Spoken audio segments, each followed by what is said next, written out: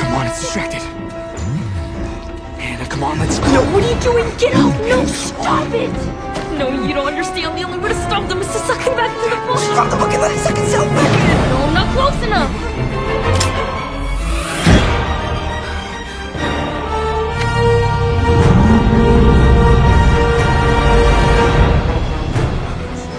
What are you doing? Just open the book. Just wait.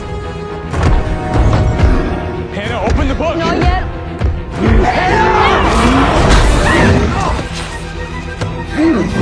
The book. Hannah, what are you doing? Hannah!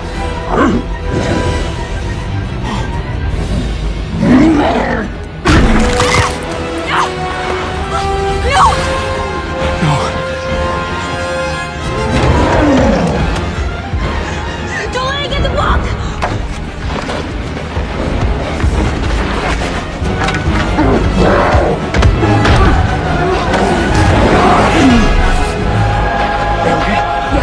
Guys, come on, let's go! Over here! Come on, good idea! Punch it! Bad idea! Bad idea! Get off that thing!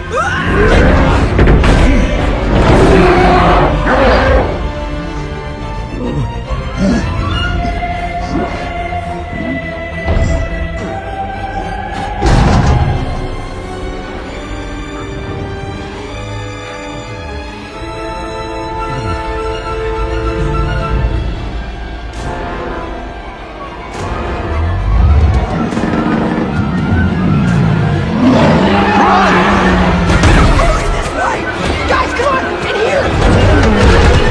Guys, hurry!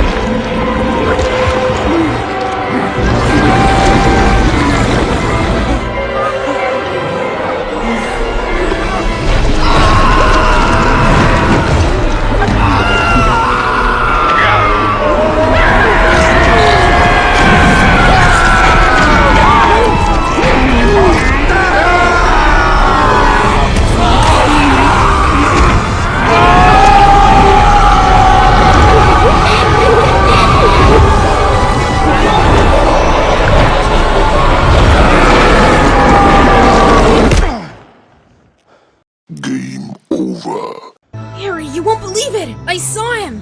All of you in the car now! Thank you.